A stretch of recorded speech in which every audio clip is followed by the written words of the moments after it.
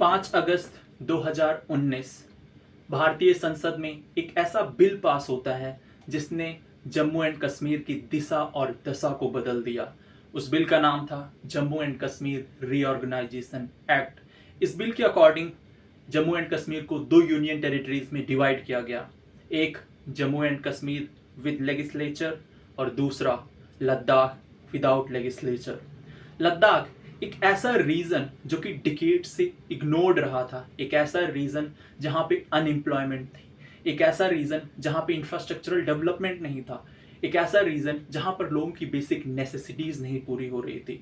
Union territory बनने के बाद यहाँ के लोग बहुत खुश हुए, उनमें खुशी की लहर दौड़ गई। लेकिन कुछ ही महीनों बाद, जैसे ही जनरल इलेक्शंस होते हैं कंट्री के, उसके कुछ ही महीनों बाद यहाँ पे एक नई तरह की तरंग उठती है। वो तरंग, वो डिमांड थी 6th शेड्यूल की। Yes, you heard it right. BJP government power में आती है और लद्दाख के लोग बीजेपी एमपी को अपनी कॉन्स्टिट्यूएंसी से चुनते हैं और उनके मैनिफेस्टो में उन्होंने ये प्रॉमिस किया होता है कि we would give Ladakhis constitutional safeguard under 6th schedule. तब से लद्दाखीज आज तक उसी 6th शेड्यूल की डिमांड कर रहे हैं। इस वीडियो में हम समझेंगे 6th शेड्यूल है क्या, लद्दाखीज इसको क्यों डिमांड कर रहे हैं एंड गवर्नमेंट इसको क्यों नहीं दे रही है। Why the government is reluctant to give 6th schedule to the Ladakh. हम ये भी समझेंगे कि लद्दाख की पॉलिटी क्या है, हम ये भी समझेंगे लद्दाख की जियोग्राफी क्या है, and in last we would be understanding what can be the conclusion. मैं अपना पॉइंट ऑफ व्यू, अपना नज़रिया रखने की कोशिश करूंगा और मैं ये भी बताना चाहूँगा कि मैं किसी भी पॉलिटिकल पार्टी, किसी भी गवर्नमेंट को सपोर्ट या क्रिटिसाइज नहीं करूँगा। मैं एक नॉर्मल सिटीज़न, एक इंडियन सिटीज़न होने के अकॉर्डिंग मैं अपना न्यूट्रल पॉइंट ऑफ व्यू रखूँगा। सो पॉलिटी समझते हैं, लद्दाख की बेसिक पॉलिटी क्या है। जैसे कि मैंने कहा कि लद्दाख एक यूनियन टेरिटरी है, यहाँ पे लेजिस्लेचर नहीं है, और लेजिस्लेचर नहीं है इसका मतलब यहाँ की जो टॉप अथॉरिटी है वो है लेफ्टिनेंट गवर्नर की। लेफ्टिनेंट गवर्नर को अपॉइंट करते हैं president on the aid and advice of council of ministers headed by prime minister appoints the lieutenant governor. और जितनी यूनियन टेरिटरीज हैं सब में एक लेफ्टिनेंट गवर्नर जरूर होता है। डिफरेंस यही है, कुछ यूनियन टेरिटरीज में जहाँ पे लेजिस्लेचर है, वहाँ की एग्जीक्यूटिव अथॉरिटी होती है, वो वहाँ के सीएम के पास होती है। लेकिन जहाँ पे सिर्फ लेफ्टिनेंट गवर्नर है, वहाँ की एग्जीक्यूटिव अथॉरिटी उनके पास होती है।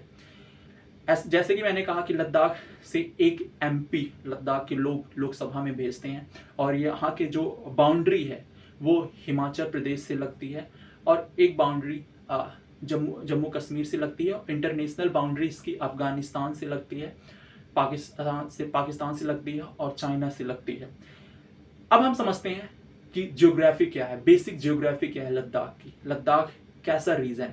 लद्दाख ठंडा रीजन है, ये कोल्ड डेजर्ट एरिया में आता है और यहाँ पे कई सारी माउंटेन रेंजेस हैं, जैसे काराकोरम रेंज हो गई, लद्दाख रेंज हो गई, और इन रेंजेस के बीच में कई सारे पासेस हैं। पास को हिंदी में बोले तो दर्रे बोलते हैं इनको। एक माउंटेन रेंज के बीच का जो रास्ता होता है आने जाने का, उसको दर्रा बोलते हैं या पास बोलते हैं। और जैसे कि मैंने अभी जस्ट बोला कि लद्दाख एक ठंडा रीजन है, यहाँ पर लोग बेसिक नेसेसिटीज फुलफिल करते हैं यहाँ के ग्लेशियर से। Means people of this region are completely dependent on the glacier.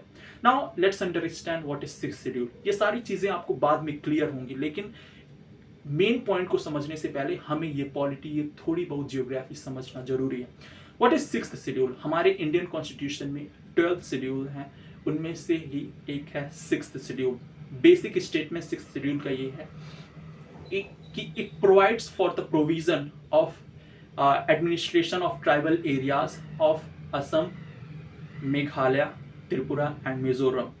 6th schedule provides for the provision of administration of tribal areas of Assam, Meghalaya, Tripura and Mizoram.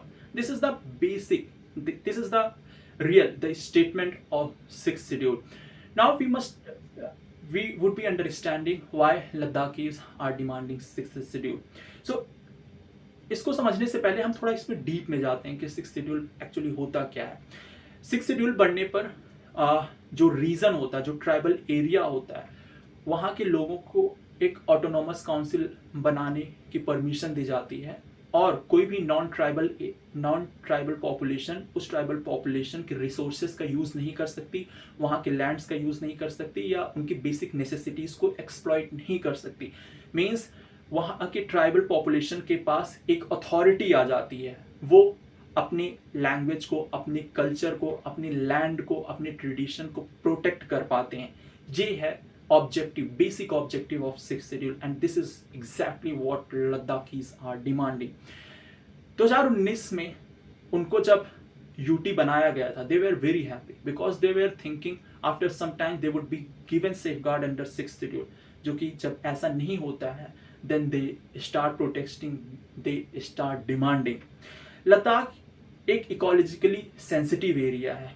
यहाँ के लोग maximum लोग glaciers पर depend करते हैं।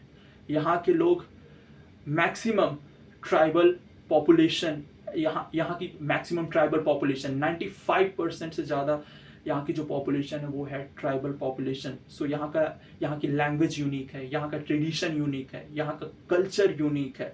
और जैसे कि मैंने कहा कि जो कि मैक्सिमम लोग ग्लेशियर्स पर डिपेंड करते हैं, सो टूरिस्ट इन्फ्लक्स होने के बाद, ज़्यादा से ज़्यादा इंफ्रास्ट्रक्चरल डेवलपमेंट होने के बाद कार्बन एमिशन होता है, कई सारी ह्यूमन एक्टिविटीज़ के बाद पोल्यूशन होता है। इन्हीं ह्यूमन एक्टिविटीज़ और पोल्यूशन के बाद जो कार्बन एलिमेंट्स होते हैं, जो कार्बन फ्रेगमेंट्स होते हैं, वो जाके ग्लेशियर्स पर चिपक जाते हैं। एंड वी ऑल नो कि ये जो ब्लैक कार्बन होते हैं ये मैक्सिमम सनलाइट ऑब्जॉर्व करते हैं और ये मैक्सिमम सनलाइट ऑब्जॉर्व करने के बाद ग्लेशियर्स को मेल्ट करते हैं। नाउ थिंक, ऐसा ग्लेशियर जिस पर लद्दाखीज रिलाई करते थे, ऐसा ग्लेशियर जिस पर लद्दाख के लोगों की लाइफ डिपेंड होती है, उस ग्लेशियर के पिघल जाने के बाद वो कहाँ जाएंगे? वो क्लाइमेट रिफ्यूजीज की तरह उनको अपना घर, अपना रीजन, अपना क्षेत्र छोड़ना पड़ेगा। और मैं आपको एक और फैक्ट बताना चाहता हूँ कि जो लद्दाख के ग्लेशियर्स हैं उनको third pole of the world कहा जाता है। तो what is the population, global population? It's the 8 billion, and 2 billion people directly or indirectly are dependent on the fresh water frozen in the glaciers of Ladakh and the surrounding areas. Means जो Indian country है और उसके जो neighbouring countries हैं directly या indirectly उस glacier पर depend करती हैं। 2 billion people, see 2 billion people, it means 1/4 population of the whole globe is directly or indirectly dependent on the glaciers. Now अब वो ग्लेशियर्स अगर पिघलेंगे, अगर वो ग्लेशियर्स खत्म हो जाएंगे, then what would happen with us the people? हम क्या करेंगे? And that's the same thing Ladakhis are trying to convey. जैसे कि टूरिस्ट इनफ्लक्स होता है, माइनिंग एक्टिविटीज़ बढ़ती हैं या कोई भी इंडस्ट्रियल एक्टिविटीज़ होती है उस एरिया में, तो वो जो पोल्यूटेंट्स होते हैं वो हार्म करते हैं इन्वायरमेंट को, वो उस इकोलॉजी को हार्म करते हैं, वो इस इन्वायरमेंट को हार्म करते हैं, उस ग्लेशियर को हार्म करते हैं जिस पर लद्दाखीज डिपेंडेंट है। And second, Ladakhis want to protect their culture. जैसे कि मैंने कहा कि किसी भी क्षेत्र, किसी भी रीजन का कल्चर तब तक प्रिजर्व रहता है जब तक वहाँ के लोग वहाँ पे रह रहे होते हैं। अगर वहाँ पे कोई रहेगा ही नहीं, वहाँ पे लोग ही नहीं रहेंगे, तो वहाँ का कल्चर, उनकी जो इंडिजिनस नॉलेज है, जो उनकी यूनिक नॉलेज है, Ladakh has people of Ladakh is thriving in that area from thousands of the years. अगर वो उनको उस एरिया से मूव करना पड़ जाएगा किसी दूसरे एरिया में, तो दूसरे एरिया की ना उनको जानकारी होगी और ना समझ होगी, और साथ ही साथ जब उस एरिया से लोग माइग्रेट कर जाएंगे, उस एरिया से लोग क्लाइमेट रिफ्यूजीज बन के दूसरी जगह चले जाएंगे, तो वहाँ का कल्चर ख़त्म हो जाएगा, वहाँ की जो यूनिकनेस है वो ख़त्म हो जाएगी। That's why Ladakhis are demanding the sixth schedule. Now we would understand why government is reluctant. Government sixth schedule देने में इतना झिझक क्यों रही है? It's been 5 years, more than 5 years, और मैनिफेस्टो में गवर्नमेंट ने प्रॉमिस भी किया था, तब वो सिक्स शेड्यूल क्यों नहीं दे रही है? There are 2 main reasons. The first one is government want to develop the Ladakh. Government want to develop the infrastructure of the region of Ladakh, वहाँ का इंफ्रास्ट्रक्चर डेवलप करना चाहती है government, that's the good thing.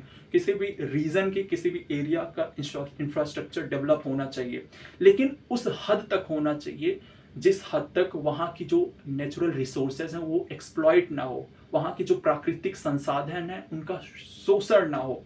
और ये समझना चाहिए कि वो जो पोटेंशियल है लद्दाख का, जिसको गवर्नमेंट हार्नेस करना चाहती है, जहाँ पे डेवलपमेंट करना चाहती है, वो तब तक सही है जब तक वहाँ के लोगों को प्रॉब्लम ना हो, जब तक वहाँ के लोगों को माइग्रेट ना करना पड़े। If the people of that region are facing the problem, it means government need to look into that. And recently union government ने 13,000 megawatt solar power project approve किया है, जो कि वर्ल्ड का लार्जेस्ट सोलर पावर प्रोजेक्ट होगा। Second है China, जो कि नियरली 1/4 है इंडिया का, मीन्स इट इज अराउंड 3.5 और 4,000 megawatt. India is trying to have world's largest solar power project, और इसी के जैसे कई सारे ग्रीन एनर्जी प्रोजेक्ट्स हैं जो कि गवर्नमेंट वहाँ पे इंस्टॉल करना चाहती है। और अगर उस रीजन को 6th शेड्यूल दे दिया जाएगा, उस रीजन को 6th शेड्यूल में रख दिया जाएगा, तो कहीं ना कहीं गवर्नमेंट को थोड़ी ना बहुत प्रॉब्लम उसमें होने वाली है। और सेकेंड, 6th शेड्यूल देने के लिए गवर्नमेंट को कॉन्स्टिट्यूशन अमेंड करना पड़ेगा। जैसे कि मैंने कहा कि 6th schedule provides for the provision of administration of tribal areas of Assam, Meghalaya, Tripura, Mizoram। ये 4 नॉर्थ ईस्टर्न स्टेट्स हैं जिसमें 6th शेड्यूल देने की बात की गई है। लद्दाख इसमें नहीं है। कुछ क्राइटेरियाज हैं जिनको लद्दाख फुलफिल करता है, इसी की बेसिस पे वो 6th शेड्यूल की डिमांड करता है। जैसे कि लद्दाख की ट्राइबल पॉपुलेशन 97% से ज़्यादा है, यहाँ की यूनिक आइडेंटिटी है, यहाँ का यूनिक कल्चर है, यहाँ की यूनिक एथनिसिटी है। इन सब के बेसिस पे लद्दाख के लोग 6th शेड्यूल की डिमांड कर रहे हैं। लेकिन जैसे कि मैंने कहा, it is a complex process. Constitution को अमेंड करना पड़ेगा और उसको स्टेट का दर्जा देने के लिए वहाँ पे ब्यूरोक्रेसी बनानी पड़ेगी, वहाँ पे इंफ्रास्ट्रक्चर डेवलप करना पड़ेगा, वहाँ पे डिलिमिटेशन करनी पड़ेगी, कॉन्स्टिट्यूएंसीज बनानी पड़ेंगी, और ये सब करने में काफ़ी कॉम्प्लेक्स हो जाएगा, काफ़ी खर्च आ जाएगा। और लद्दाख की पॉपुलेशन भी उतनी नहीं है, लद्दाख एक छोटा सा रीजन है। सो ये सारे रीजन हो सकते हैं जिनकी वजह से गवर्नमेंट रिलक्टेंट है, गवर्नमेंट नहीं देना चाह रही है लद्दाख को 6th schedule. Now my take, in simple word I would say yes, Ladakh should be given the 6th schedule status, Ladakh should be given the statehood. क्यों? पहली बात तो लद्दाख एक सेंसिटिव, पॉलिटिकली सेंसिटिव एरिया है। इसके साउथ में इंडियन बाउंड्रीज हैं, जैसे कि जम्मू कश्मीर से इसकी बाउंड्री लगती है और हिमाचल प्रदेश से लगती है, लेकिन इसके वेस्ट में बाउंड्री लगती है पाकिस्तान से एंड अफगानिस्तान से एंड चाइना से। सो अगर लद्दाख में कोई भी प्रॉब्लम होती है, अगर लद्दाख में वायलेंस होता है, ऐसी कोई भी चीज़ होती है, तब दुश्मन देश को हमारी कमजोरी के बारे में पता चलता है, और अगर पड़ोसी देश को हमारी कमजोरी के बारे में पता चलता है तो वो कभी ना कभी कहीं ना कहीं उसका फ़ायदा उठाने की कोशिश करता है। 1962 की लड़ाई में हमने अक्साई चिन खोया है, और पीओके हमने 1948 की लड़ाई में खोया है, और ऐसे एरियाज में इस समय में हम रिस्क नहीं ले सकते। इसीलिए गवर्नमेंट को किसी ना किसी तरीके से कोई ना कोई सोल्यूशन निकालना पड़ेगा। हम इस प्रॉब्लम को इग्नोर नहीं कर सकते तब जब हमारे पड़ोसी पाकिस्तान और चाइना जैसे हों। एंड सेकेंड, इन्वायरमेंट को भी ध्यान में रखना होगा, इकोलॉजी को भी ध्यान में रखना होगा। हम कब तक डेवलपमेंट करते रहेंगे? हमारे पास जब पीने के लिए पानी ही नहीं होगा, हमारे पास सांस लेने के लिए हवा ही नहीं होगी, तो हम कहाँ जाएंगे? आने वाले समय में वो देश, वो क्षेत्र सबसे ज़्यादा डेवलप माने जाएगा जहाँ का इन्वायरमेंट सबसे ज़्यादा फ्रेश होगा, जहाँ पर पीने के लिए पानी साफ़ होगा, सांस लेने के लिए हवा साफ़ होगी, जहाँ पे लोग आराम से बिना किसी दवाई, बिना किसी मर्ज के जी रहे होंगे। क्योंकि हम सबको पता है ग्लोबल वार्मिंग हो रही है, क्लाइमेट चेंज हो रहा है, और इन सब चीज़ों की वजह से चीज़ें काफ़ी कॉम्प्लिकेटेड हो रही हैं। 2020 में जब कोविड-19 आया था, we were buying cylinders, we were buying oxygens, हम हवा खरीद रहे थे, सांस ना लेने की वजह से लोगों की मौत हो रही थी, and we are still heading towards that phase. हम पानी को खरीदने लग गए हैं। हमारा ऑरो अब काम नहीं करता। ऑरो भी हर महीने रिपेयरिंग मांगता है। पानी फिल्टर हो नहीं पा रहा है, इतना गंदा पानी हो गया है। हवा इतनी गंदी हो गई कि सांस नहीं लेने लायक है। लोगों को ब्रीदिंग प्रॉब्लम्स हो रही हैं and all these things are taking place. So yes, development should be there, development होना चाहिए, लेकिन उस हद तक होना चाहिए जिस हद तक इन्वायरमेंट को, नेचर को और लोगों को प्रॉब्लम ना हो, राइट। और ऐसा नहीं है कि डेवलपमेंट रुक जाएगा अगर हम 6th शेड्यूल लद्दाख को दे देंगे, तब भी चीज़ें रहेंगी और डेवलपमेंट हो सकेगी, लेकिन वो बस कंट्रोल्ड मैनर में होगी। वीडियो को ख़त्म करने से पहले मैं आपको एक संदेश देना चाहता हूँ। 1999 में जब अटल बिहारी वाजपेयी जी की सरकार गिर रही थी, तब संसद में उन्होंने साफ शब्दों में कहा था कि सत्ता का खेल चलता रहेगा, पार्टियां बनेंगी, बिगड़ेंगी, सरकारें आएंगी, जाएंगी, मगर ये देश रहना चाहिए, इस देश का लोकतंत्र रहना चाहिए। आज से 100 साल बाद ना मैं रहूंगा ना आप रहेंगे, पार्टियां बनेंगी, बिगड़ेंगी, दूसरी सरकार आएगी, लोग बदलेंगे, सिस्टम बदलेगा, लेकिन इन सब के बावजूद एक चीज सेम रहेगी, वो है हमारा देश। इसीलिए इस देश की आत्मा का जिंदा रहना जरूरी है। और इस देश की आत्मा क्या है? इस देश की आत्मा है इस देश के लोग, इस देश की आत्मा है इस देश की राजनीति, इस देश की आत्मा है इस देश का इतिहास, इस देश की संस्कृति। और इन सब चीज़ों को मिलाकर इस देश की आत्मा का निर्माण होता है, और इसको जीवित रखने की जिम्मेदारी इस देश के नागरिकों की है, हमारी है। अगर हम जागरूक रहेंगे, जागरूक अपने इतिहास को लेकर, जागरूक अपने पर्यावरण को लेकर, जागरूक अपने देश को लेकर, जागरूक अपने समाज को लेकर, जागरूक अपनी संस्कृति को लेकर, तब हम इस देश की आत्मा को जिंदा रख पाएंगे। We must be aware of our own responsibilities. हमें अपने कर्तव्यों और हमें अपने अधिकारों के प्रति खुद को जागरूक बनाना होगा, क्योंकि अगर हम जागरूक नहीं रहेंगे तब शोषण निश्चित है। Unawareness invites exploitation, right? We must be respectful, we must be thankful, and we must be hopeful with our governments, and at the same time we must be also aware of. आशा करता हूँ आपको मैं इस video के माध्यम से समझा पाया कि 6th शेड्यूल क्या है और प्रॉब्लम क्या है और इसका सॉल्यूशन क्या हो सकता है। मिलते हैं नेक्स्ट वीडियो में, तब तक आप खुशी रहिए, स्वस्थ रहिए और अपने आप को जागरूक करते रहिए। जय हिंद, नमस्कार।